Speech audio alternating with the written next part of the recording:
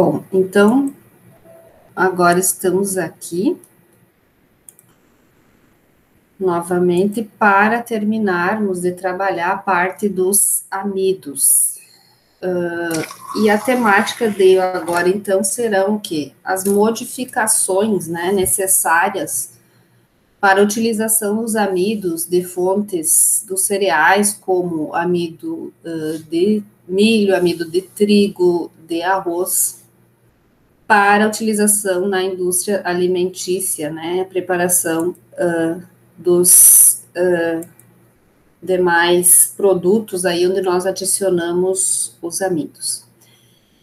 Então, eles são chamados, né, de amidos modificados. Todos os amidos modificados, então, sofreram algum tipo de processamento para trabalhar aquelas características indesejáveis promovidas pelas moléculas de amilose, que são moléculas lineares e que fazem lá o processo de retrogradação. Então, esses amidos nativos, então, que são extraídos do milho, do trigo, né, e do arroz, por exemplo, e outras fontes também, eles vão ser tratados, ou seja, modificados para minimizar o fenômeno da retrogradação. Os amidos, então, eles podem ser modificados de duas formas. Nós podemos ter uma modificação física ou uma modificação química. Na modificação física, nós temos o quê? O amido pré-gelatinizado, ou seja, ele vai passar por um processo de dispersão em água e aquecimento, e aí depois ele é seco novamente e embalado, e aí é utilizado nos produtos onde ele for adicionado. Essa pré-gelatinização, ela ocorre numa temperatura inferior à temperatura de gelatinização e promove, então, esse rearranjo, né, essa quebra parcial das moléculas de amilose e amilopectina. E quando, então, esse amido vai ser utilizado nos produtos, você vai ter um produto que vai ter menos retrogradação. Quais são as principais propriedades, então, no amido pré-gelatinizado? Ele é solúvel ou parcialmente solúvel em água fria. Então, se dissolver em água fria, ele já vai formar uma certa viscosidade, né? Produz pastas de menor viscosidade e firmeza do que pastas feitas com amido original. Então, o gel feito, né, com amido de milho pré-gelatinizado, outra fonte, né, pré-gelatinizada, vai dar um gel mais mole, né? Por quê? Porque a pré-gelatinização faz a quebra, né, dos grânulos e diminui depois, então, a retrogradação. Porque ali o que vai acontecer? As moléculas de amilose e amilopectina já vão ser hidrolisadas, né, quebradas em partículas menores. Os amidos pré-gelatinizados são produzidos, então, nessa modificação física, a partir da secagem de uma pasta de amido que já foi gelatinizada. Aonde que é utilizado na indústria de alimentos? São usados como espessantes, né, ou para controlar a perda de água. Então, são adicionados em pré-mix para bolos, em sobremesas instantâneas, como o pudim, né? Manufatura de cream crackers, sopas ou mingaus instantâneos. Então, essa é a vantagem de, a frio, você já desenvolver uma solubilidade e com pouca temperatura já ocorrer o processo de formação do gel.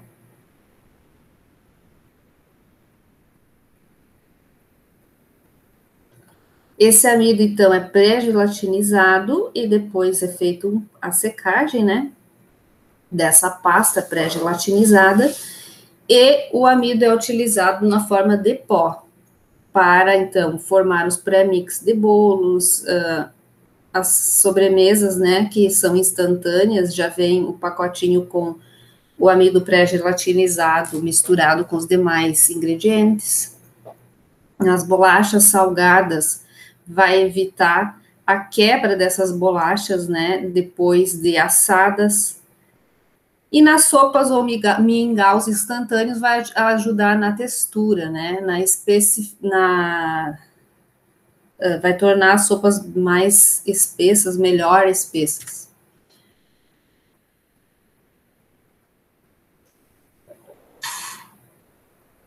Aqui, então, nós temos o amido que absorve, né, água fria. Aonde que ele já forma uma viscosidade em água fria, aplicado, então, na indústria de alimentos em misturas secas para preparação em micro-ondas. É uma dispersão instantânea que ocorre, desenvolvimento rápido da viscosidade, textura lisa e curta, tolerância ao processo de micro-ondas. Então, vai aparecer onde?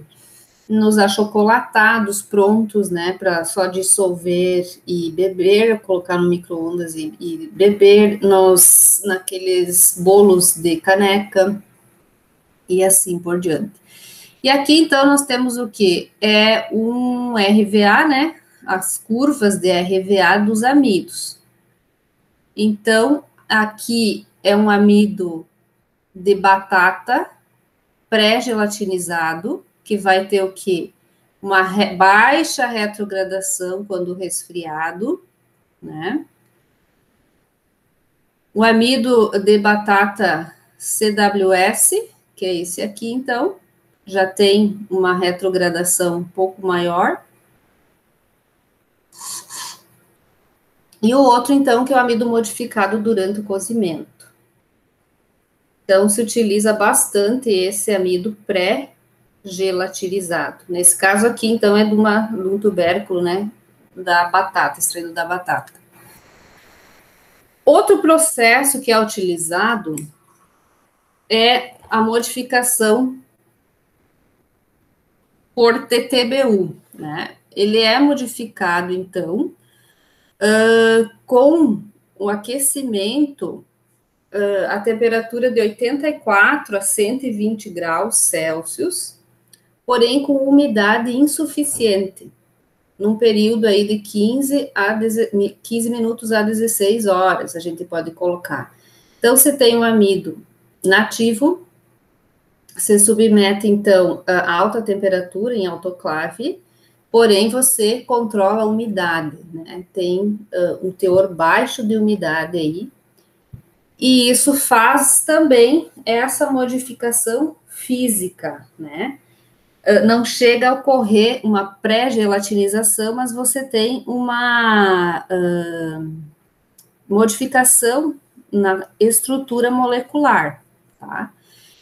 Isso vai fazer o quê? Diminui, então, as limitações dos amidos nativos, né? Por quê? Porque desenvolve também a solubilidade em água fria, ele vai ser solúvel, bem solúvel em água fria, e também o TTBU, ele promove a perda, né, de retrogradação, a diminuição da retrogradação. Vai originar aí géis mais moles, e pode ser adicionado em produtos, dando características melhores, né, às formulações feitas, então, com amido modificado por esse método. Para a produção de pão de queijo, que é um exemplo, né, ele elimina a etapa do escaldamento. Pão de queijo, outros tipos que precisa escaldar, né? Por quê? Porque ele é frio, né? O amido já vai formar aquela massa mais viscosa, então você não precisa utilizar o leite quente ou a água quente para escaldar. Então, como é que é feito o amido, né? Nessa temperatura e baixa umidade, temperatura alta e baixa umidade. Você pega o polvilho doce, aqui no caso da mandioca, né? Faz uma correção de umidade, e aí você padroniza, né? 30%, 40%, 50%.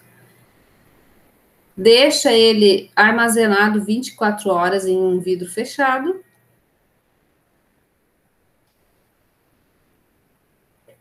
Coloca em uma autoclave por 30 minutos a 120 graus. Depois retira da autoclave vertical, seca em uma estufa normal, assim, de laboratório, numa temperatura inferior a 40 graus. Depois, moe esse polvilho, né, e armazena. Esta é a modificação por TTBU. E aí, você pode utilizar, a umidade varia aí de 30% a 50% de umidade. E aí, você vai ter um resultado de um amido modificado fisicamente. Qual que é a vantagem, né? Ele sai um produto limpo, né? Clean label, que quer dizer o quê? Embalagem, né? Rotulagem limpa. Não há resíduos de produtos orgânicos, né? Produtos químicos. Então, é uma modificação natural. Aqui nós temos as curvas de viscosidade, então, de alguns amidos de mandioca modificados por TTBU em diferentes quantidades de umidade, tá? Aqui, então, nós temos o nosso amido padrão, sem modificação, um amido de mandioca sem modificação. E esses todos aqui tiveram modificação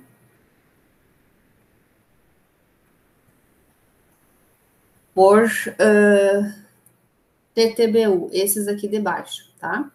Então, aqui foi utilizado 30% de umidade e 44% e 50% de umidade. Então, esse amido com 44% de umidade, ele apresentou uma curva muito parecida com o polvilho doce, né, que é o nosso padrão. O que deu para concluir? Que ele pode ser utilizado em substituição, então, ao polvilho tradicional para a produção de produtos de panificação. O amido modificado quimicamente, então, esses dois que nós vimos até agora, o pré-gelatinizado e o modificado por TTBU, são modificações físicas, que são o quê? Utilização de calor.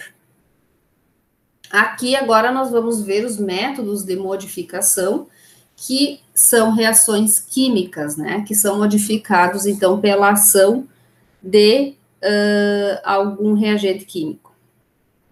Primeiro deles, então, é o amido modificado por ácido. Quais são as principais propriedades? Tem baixa viscosidade a quente, o gel é mais mole e precisa de uma maior temperatura de gelatinização. Então, você vai utilizar um ácido para quebrar as moléculas aí da amilose e amilopectina. Quais que são as aplicações, então, de um amido modificado por ácido na indústria de alimentos? Confecção de balas de gomas e confeitos, devido à sua habilidade de formar pastas concentradas que gelificam firmemente no resfriamento. Então, as balas Fine, tem várias outras marcas, né, que são balas de gomas, elas são feitas com amidos modificados por ácido.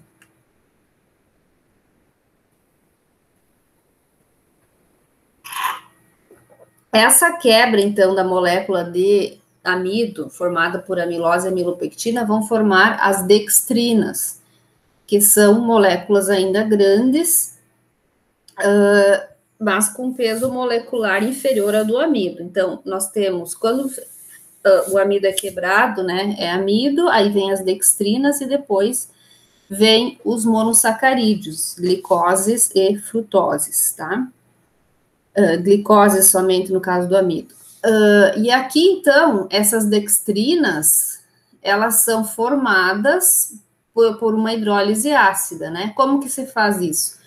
A pasta de amido de milho, então, com 40% de sólidos, né? É adicionada de ácido clorídrico ou ácido sulfúrico, né? A temperatura de 25 a 50 graus pode variar. Isso, então, esse ácido, né, fazendo essa hidrólise, pode ficar de 6 a 24 horas, fazendo essa reação, onde ocorre a quebra dessas moléculas, né. Depois, então, você faz o quê? Uma neutralização, uma filtração e uma secagem.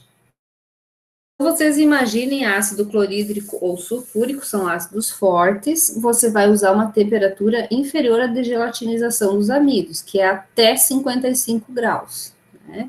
Mas você vai ter a quebra, então, dessas moléculas grandes do amido em dextrinas pela ação dos ácidos, né? O HCl ou H2SO4 vão quebrar a molécula. Como isso vai estar, então, depois lá, misturada a pasta de amido de milho ou de outro tipo de amido com os ácidos, antes de filtrar e secar, tem que fazer uma neutralização. E essa neutralização, então, é realizada com hidróxido de sódio. Aí depois essa pasta é filtrada e seca. E moída, então, para fazer o pó. É um processo simples, mas que trabalha aí com reagentes bem tóxicos, né, para o meio ambiente. Amido intercruzado, ele é feito, né, através das ligações covalentes, então, das moléculas da amilose amilopectina com o trimetafosfato de sódio, que é um sal. Então, esse amido intercruzado, quais são as principais propriedades? Alta resistência à ação mecânica, a hidrólise ácida ou enzimática quando gelatinizado. Ele é resistente por quê? Porque as ligações covalentes que se formam entre a amilose, a amilopectina e o trimetafosfato de sódio são ligações covalentes bem fortes. Então, se fizer uma hidrólise ácida ou enzimática, é difícil ainda, depois de gelatinizado, conseguir romper essas ligações. Os amidos, então, que são mais utilizados para esse tipo de modificação são os de raízes e cereais cerosos, tá? Então, mandioca, batata e cereais cerosos, então, o amido de milho ceroso, né, com alto teor de amilopectina. E eles vão apresentar, então, viscosidade a quente bastante alta, mas vão apresentar instabilidade. O que é isso? Quando estão no cozimento em temperatura alta, são altamente viscosos, mas depois, no resfriamento, não conseguem manter muito tempo a estrutura de gel. Ele perde a consistência, ele, digamos assim, funde facilmente, tá? Então, a aplicação na indústria de alimentos vai ser aplicada em alimentos com pH menor que 4, ou seja, em alimentos com bastante acidez. E aí eu posso dizer para vocês, os molhos para saladas, né? Você pode utilizar o amido intercruzado na elaboração de doces, né? Doces em massa, ou doces tipo geleia, onde você utiliza aí como matéria-prima as frutas cítricas, né, que podem ter bastante acidez. Então, você pode utilizar um amido intercruzado, né, nessas preparações. Aqui, então, nós temos a molécula do amido intercruzado. Então, aqui, ó, onde tinham ligações de hidrogênio entre amiloses e amilopectinas, o trimetafosfato faz a ligação, né? Então, você faz uma solução com esse sal, coloca essa pasta de amido ali e forma, então, essas ligações intercruzadas aqui que estão demonstradas como xizinho, tá?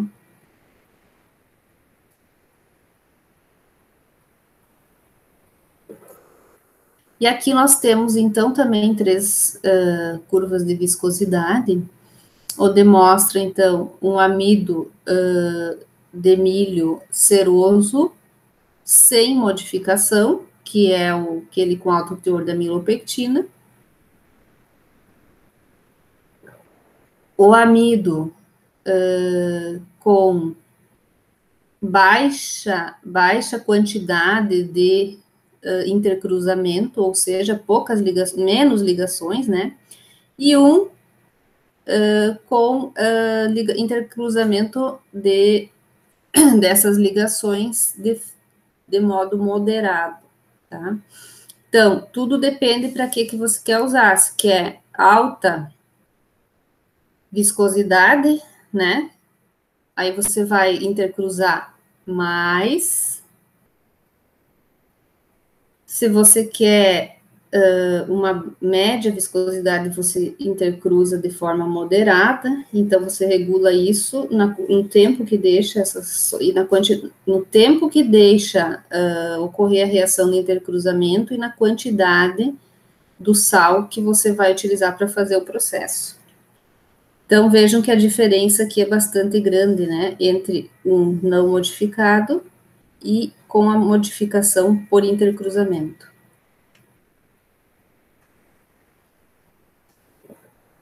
Também pode fazer uma reação química com fosfato, né? E aí nós teremos o amido fosfatado. Quais as principais propriedades? Menor tendência à retrogradação, maior claridade da pasta, alta capacidade de absorver água e baixa tendência à formação do gel.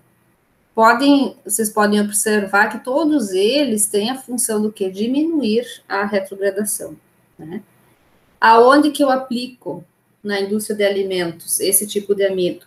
Em alimentos que necessitam de refrigeração, né, ou congelamento, e que precisam de uma claridade, né, também de um gel transparente.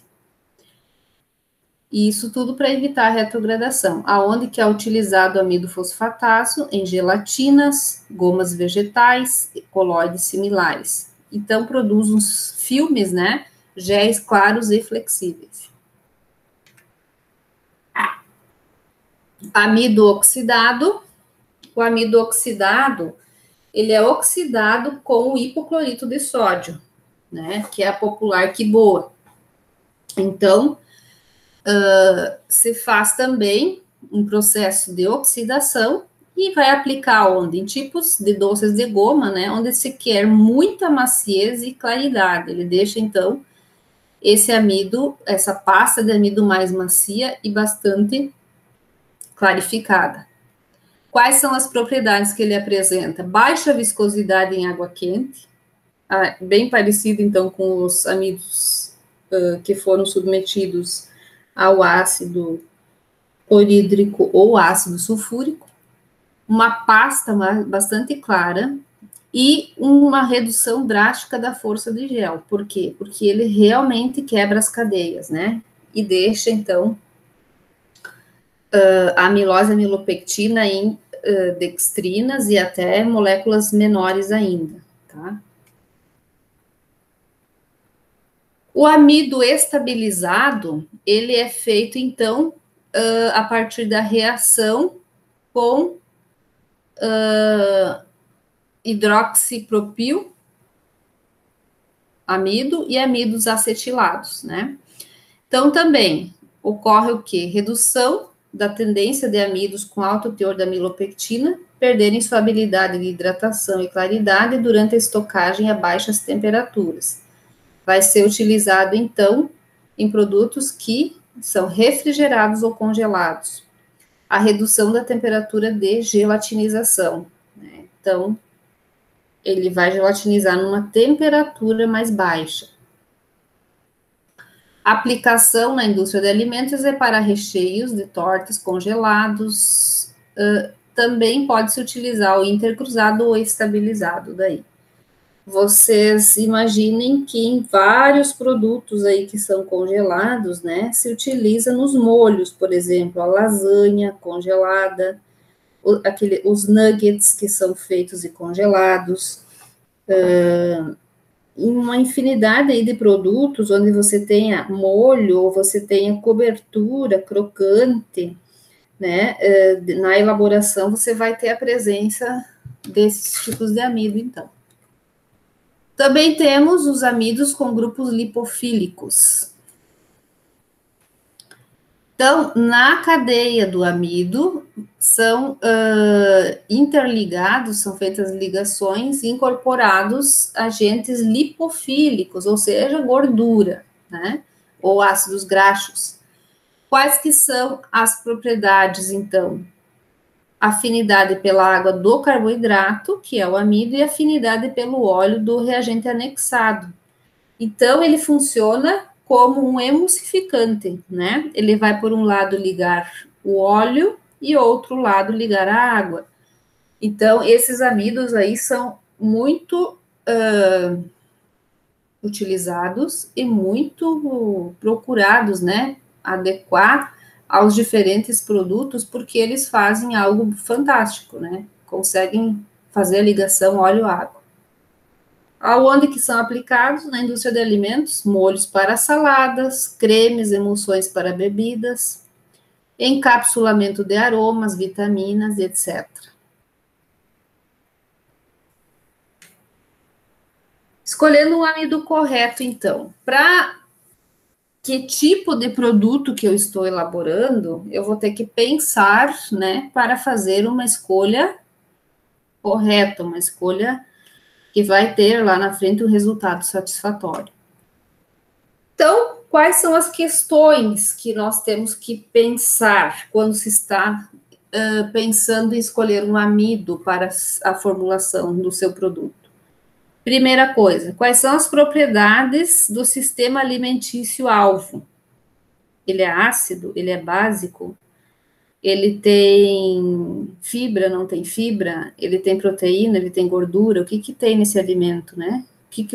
Qual é o melhor tipo de amido que eu vou adicionar, então? Porque a gente sempre tem que pensar no todo desse alimento. Esse alimento, ele vai ser cozido ou ele é instantâneo, né? Eu só preciso colocar água fria lá e ele já se dissolve e já incorpora, né? O corpo, né? A textura que ele quer. Ele vai ser congelado ou ele vai ser enlatado? Qual é a temperatura que ele vai ficar no armazenamento? Qual é a vida de prateleira desejada, né? Quanto tempo eu preciso que ele dure, né, no supermercado? Em qual forma física o amido será utilizado? Se eu vou utilizar o amido seco, vou utilizar o amido entumecido, que é só dissolvido em água, ou eu vou já ter uma dispersão molecular, que é um gel, ou eu vou utilizar um filme seco desse amido, que também eu posso utilizar para algumas coisas, né? Aquelas balinhas que dissolvem na boca, que são, parece um papelzinho bem fininho, aquilo lá é amido, né? São filmes que são utilizados aí para alimentação. Segundo, quais ingredientes estão presentes no sistema? Tem açúcar, tem ácido, tem gordura, tem proteína? Eu tenho que pensar como que esses demais ingredientes e componentes do sistema desse alimento vão afetar o amido, vão se ligar ou não ligar com ele, e o quanto eles afetam a funcionalidade desse meu amido. Outra coisa muito importante, quais são as condições de processo, né, para fazer o produto? Tempo, temperatura e cisalhamento.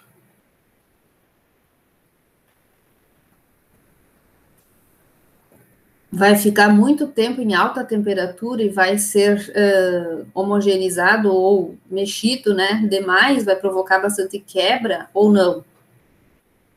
E qual o tipo de amido que será necessário, então, para tolerar todas essas condições desse processo? Vejam, então, que são várias perguntas.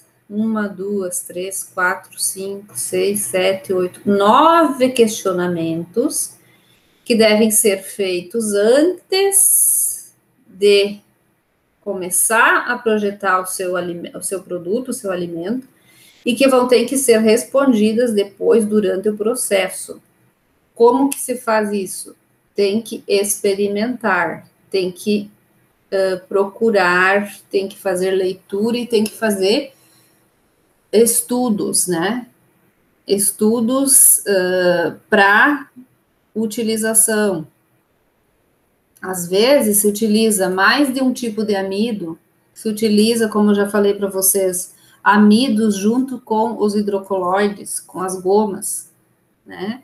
Aí tem que avaliar também o custo-benefício, né? A gente sabe que o amido de milho é o mais barato que tem, mas se ele tem alta retrogradação, o amido de milho nativo, ele pode ou não, pode ser usado, deve ou não ser usado, que efeito vai ter isso no produto que eu estou elaborando? Qual é o preço que tem de mercado esse meu produto? Vale a pena, não vale? Então, são várias questões diferentes que precisam estar na mesa, né, de discussão quando se vai elaborar algum alimento. Questões muito importantes que precisam ser pensadas para escolher o amido correto, né? Então, agradeço mais uma vez a oportunidade de ministrar mais uma aula. Espero que tenham gostado e que aproveitem as informações. Teremos uma aula específica, então, para tirar dúvidas a respeito das nossas discussões. Muito obrigado.